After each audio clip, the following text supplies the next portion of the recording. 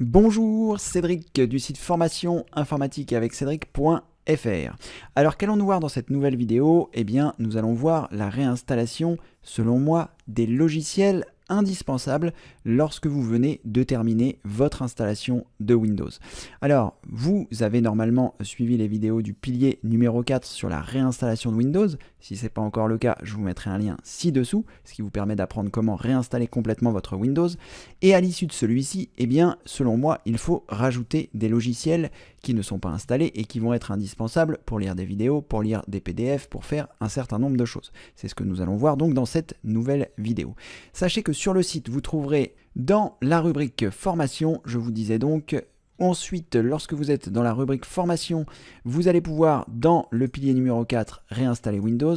Et à cet endroit-là, vous trouverez, je vous le mettrai aussi dans un lien ci-dessous, il vous suffit de cliquer sur le bouton plus et vous trouverez toutes les informations qui sont relatives à cette vidéo.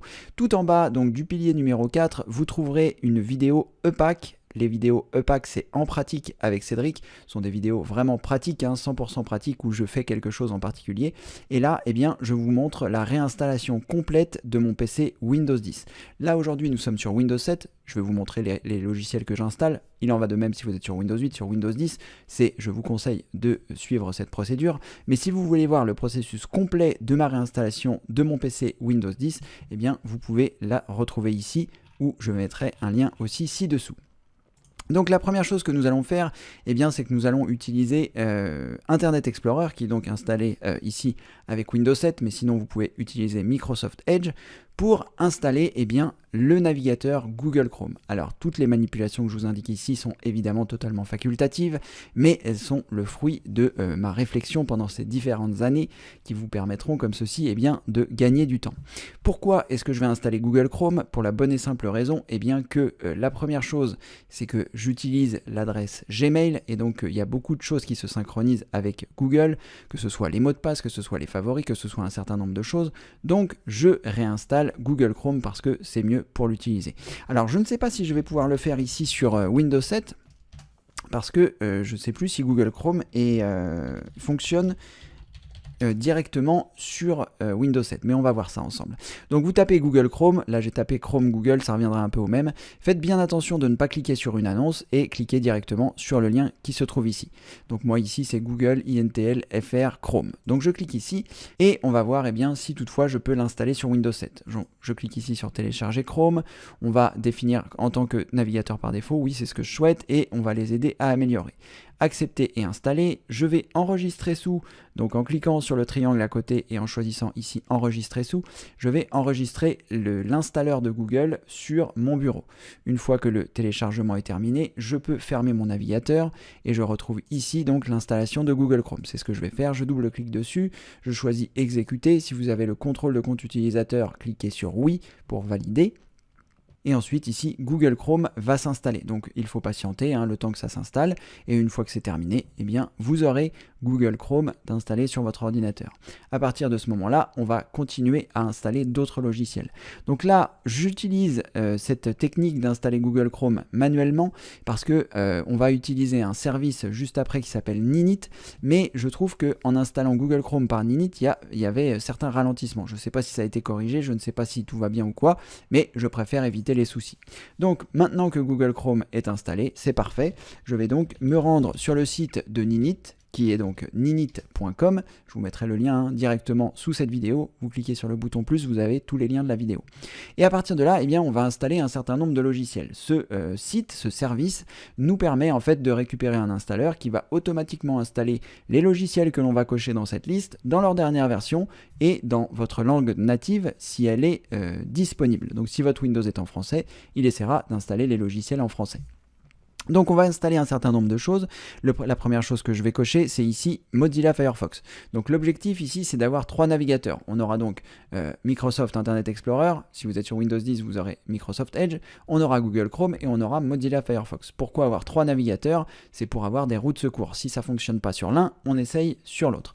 Voilà, c'est aussi simple que cela. Il faut bien penser que plus vous allez avoir de routes de secours et plus vous pourrez aller loin si vous avez des soucis. Donc on va installer Firefox. On va va installer WinRAR, qui est un logiciel qui permet de compresser et de décompresser des choses si vous avez besoin de le faire. Il y a des choses qui sont intégrées à Windows, et si vous avez Windows 10, c'est plutôt mieux, mais si vous avez Windows 7, il vaut mieux installer WinRAR. Et moi, j'utilise Windows 10 et j'installe quand même WinRAR parce que je trouve ça quand même plus pratique. Donc on va installer WinRAR. Ensuite, on va installer Dropbox. Alors, j'installe Dropbox parce que je l'utilise. Si vous n'utilisez pas Dropbox, il est inutile de cocher ici Dropbox. Mais si vous n'utilisez pas Dropbox, je vous conseille malgré tout d'aller sur le site formation informatique avec Cédric.fr. Dans la rubrique formation, vous trouverez le pilier numéro 3 sur les sauvegardes complètes. Et je parle de Dropbox qui est un service qui selon moi vaut la peine d'être utilisé. Donc je vais cocher ici Dropbox. Je vais également cocher VLC qui permet de lire énormément de formats vidéo. C'est avec ce logiciel que je lis toutes mes vidéos. On va aussi continuer dans la liste. On va installer CD Burner XP qui se trouve ici dans Utilities, qui est un logiciel qui permet de graver des images, de créer des images. Bref, c'est quelque chose d'utile. Ce n'est pas parce qu'il y a marqué CD Burner XP que c'est pour XP. C'est un logiciel qui fonctionne avec Windows 7, Windows 8, Windows 10. Donc c'est un bon logiciel gratuit qui permet de gérer des images, de graver des choses, etc. Donc je l'installe parce que selon moi c'est quelque chose d'important. J'ai en ma possession une licence de Office où il y a Word, Excel, etc. Mais si vous n'avez pas de licence ou si vous n'avez pas envie de l'acheter, il y a la suite qui se trouve ici, la suite LibreOffice, qui est donc gratuite, qui vous permet d'avoir un traitement de texte, un tableur, voilà, des choses pour faire de la création de documents qui sont gratuits. Donc si vous n'avez pas un numéro de série Office, je vous conseille de cocher ici LibreOffice. Je ne vais pas le cocher parce qu'à la fois je ne vais pas m'en servir et puis à la fois on est sur un Windows 7 dont je ne vais pas me servir non plus. C'est plus pour vous montrer le processus. Ensuite ici, je vais continuer. Je crois que c'est à peu près tout ce que j'installe. Voilà, c'est terminé. Donc là, j'ai coché toutes les cases de ce que je souhaite installer. En tout cas, c'est Ninit qui va le faire. Une fois que c'est fait, je choisis Get Your Ninit, ce qui va me permettre de récupérer l'exécutable qui se trouve ici, qui va installer donc CD Burner XP, Dropbox, Mozilla Firefox, VLC et WinRAR. Et tout ça sans que je n'ai besoin de faire quoi que ce soit. Je vérifie juste que je n'ai rien oublié. Normalement, c'est bon. Et là, je devrais retrouver dans mon dossier téléchargement le téléchargement que l'on vient de récupérer. Donc là, je l'ai ici, téléchargement. On retrouve donc le Ninit avec les différentes choses. Il vous suffit simplement de double-cliquer dessus. Si vous avez le contrôle de compte utilisateur qui apparaît, vous cliquez sur oui. Et le processus d'installation devrait continuer. Vous pouvez cliquer sur Show Details ici si vous le souhaitez pour pouvoir voir ce qui est en train de se passer. Donc installation, préparation, téléchargement, etc. Donc là, on va simplement patienter pendant le temps qu'il réalise tout ça. Donc il va télécharger les installeurs, installer les logiciels et les mettre dans la langue de votre Windows. Donc on patiente et une fois que c'est terminé, je vous montrerai la suite. A tout de suite. Voilà, une fois que c'est terminé, il y a marqué OK partout. Vous avez simplement à cliquer sur le bouton Close qui est ici, qui veut dire fermer. Et là, il a installé les différentes choses. Donc ici, Google Chrome, on l'avait déjà, tout va bien. On s'assure qu'il démarre et qu'il fonctionne, c'est parfait. Ensuite, Dropbox se lance automatiquement. Ici, vous pourriez avoir à le configurer. Je vous montre la procédure dans la vidéo en pratique que je vous ai indiquée. Là, je ne vais pas le faire parce que je ne vais pas l'installer sur ce Windows 7. Ensuite, je vérifie en double-cliquant sur Mozilla Firefox que ça a bien fonctionné, que Mozilla Firefox est bien installé. Voilà, normalement, il va se lancer. C'est parfait. Si c'est la première fois que vous le lancez, vous pouvez éventuellement avoir des choses qui apparaissent en premier plan. Ici, vous pouvez, si vous le souhaitez, créer un compte Firefox pour qu'il synchronise vos favoris si vous le souhaitez. Moi, personnellement, je ne l'utilise pas, mais en fonction de ce que vous avez besoin. Après, c'est pareil, vous avez la possibilité de paramétrer dans les options du logiciel la possibilité d'arriver sur une page spécifique, par exemple Google, ou la page que vous souhaitez, plutôt que d'avoir les différentes choses de Mozilla Firefox. On aura peut-être l'occasion d'en reparler. Là, c'est vraiment histoire d'installer les logiciels minimum. CD Burner XP, je double-clique dessus pour vérifier qu'il fonctionne correctement, mais a priori je ne vais pas m'en servir tout de suite. Voilà, ici ça a fonctionné, ça s'est bien lancé, je clique sur OK pour voir si ça va. Voilà, il s'est lancé, je le mets en plein écran, je le ferme et pour moi, voilà, c'est fini, c'est quitté.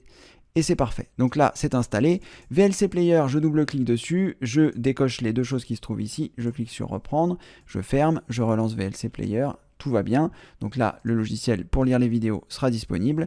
WinRAR, je double-clique dessus, je n'ai rien de spécial à faire. Sachez que WinRAR, pendant 45 jours, va fonctionner normalement. Et au bout de 45 jours, vous aurez une petite fenêtre ici qui va vous dire que WinRAR est payant. Il vous suffit simplement de cliquer sur Fermer pour pouvoir utiliser WinRAR normalement. Ici, Chrome Setup, c'est l'installation de Google Chrome, on aurait pu le jeter. Et la Dropbox, eh bien, c'est le Dropbox qui a essayé de s'installer tout à l'heure.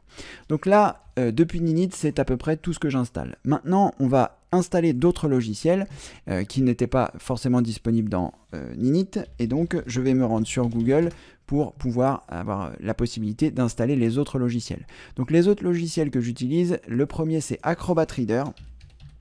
Acrobat Reader qui va permettre de lire les fichiers PDF. Donc vous tapez Acrobat Reader dans Google.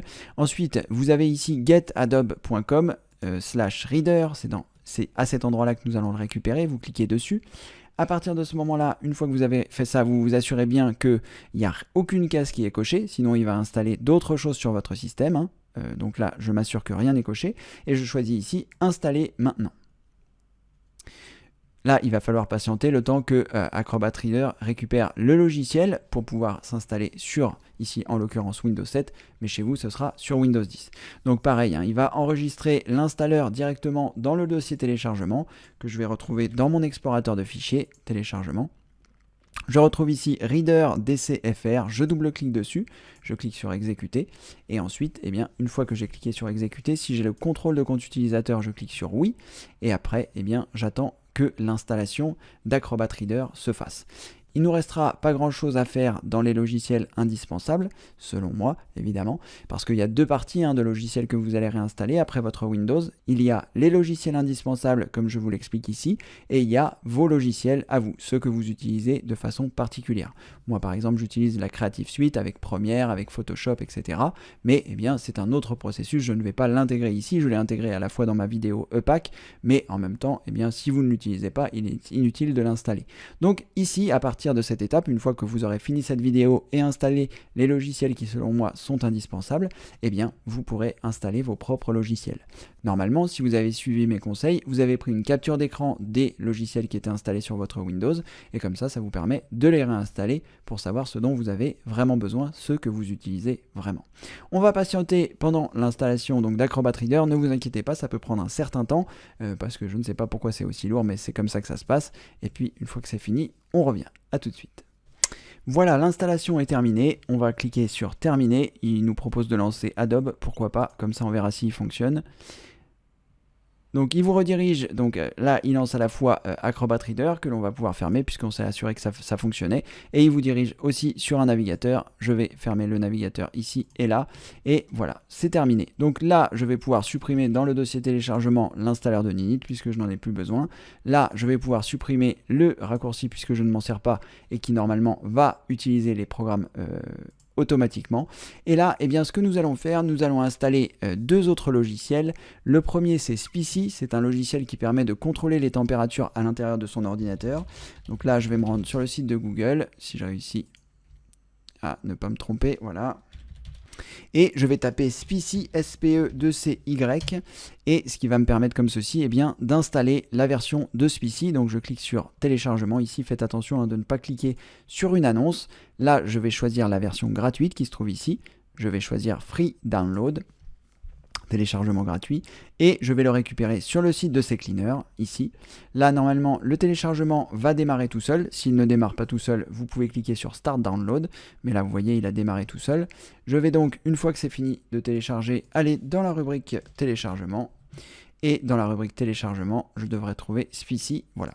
Spicy est un logiciel que nous avait recommandé Mario, et qui va permettre eh bien, de connaître un certain nombre de choses de son ordinateur, notamment les températures, ce qui est bien pratique. Donc là, je l'installe et comme ceci, eh bien, ça va permettre d'avoir différentes informations. Donc ici, vous allez choisir Customize pour faire une version personnalisée de l'installation, pour voir s'il n'installe pas d'autres choses. Donc là, tout va bien. Vous allez cliquer sur More et on va choisir Install Just for Me, juste pour nous, sauf si vous avez plusieurs comptes sur votre ordinateur. Je clique ici sur Install et là l'installation de Spicy va démarrer. Je vais le fermer ici. Normalement, les notes vont se lancer. Voilà, je peux fermer parce que je n'ai pas besoin des notes. Je peux supprimer le logiciel d'installation puisqu'il est installé désormais. Et je vais double-cliquer dessus pour vérifier que ça a bien fonctionné. Si le contrôle de compte utilisateur vous sollicite, vous cliquez sur oui. Et là, ça vous permettra d'avoir un certain nombre d'informations. Alors, moi, comme je suis sur une machine virtuelle, je n'ai pas les températures, mais normalement, vous devriez avoir les températures qui s'affichent. Et donc, le fait d'avoir les températures qui s'affichent vous permet comme ceci de surveiller la température de votre disque dur, de votre processeur, des différentes choses. Je vous l'explique tout ça dans une option du site formation informatique avec Cédric.fr. Ça s'appelle l'option calendrier d'entretien en or. Vous la trouverez dans la rubrique des options. Je vous la mettrai également ci-dessous. Et ça vous permet comme ceci d'avoir un ordinateur toujours au top pour seulement 2 minutes d'entretien par jour. Donc je vous mets le lien ci-dessous, ça s'appelle le calendrier d'entretien en or et ça vous permet notamment d'apprendre à utiliser SPICY et bien évidemment à faire beaucoup d'autres choses, vous pourrez le découvrir. Maintenant que SPICY est installé, c'est à peu près tout. Je ne vais pas installer Dashlane parce que vous ne l'utiliserez peut-être pas, mais en tout cas moi je l'installe, je l'utilise et d'ailleurs je vous recommande également de le faire. Donc sur le site formation informatique avec Cédric.fr, lorsque vous serez sur l'accueil du site, je vous conseille de descendre et vous trouverez à cet endroit-là. N'oubliez plus jamais vos mots de passe, c'est vraiment une formation incroyable, elle est gratuite, vous cliquez ici, je m'inscris, c'est gratuit, vous mettez votre prénom, votre adresse email, vous cochez la case, vous cliquez sur je m'inscris, c'est une formation qui est totalement gratuite et qui vous explique comment avoir de bons mots de passe, comment ne plus les oublier, comment être en sécurité avec vos mots de passe, c'est vraiment une formation incontournable. Et dans cette formation, je vous parle d'un logiciel qui s'appelle Dashlane, qui existe en deux versions, une version gratuite, une version payante. Je vous montre un petit peu les avantages de chaque chose. Dans cette formation, il y a une mini formation sur Dashlane qui est composée de 11 vidéos. Bref, c'est une formation très complète sur les mots de passe, je vous conseille de l'utiliser, je vous mettrai également le lien ci-dessous, il vous suffit de cliquer sur le bouton plus.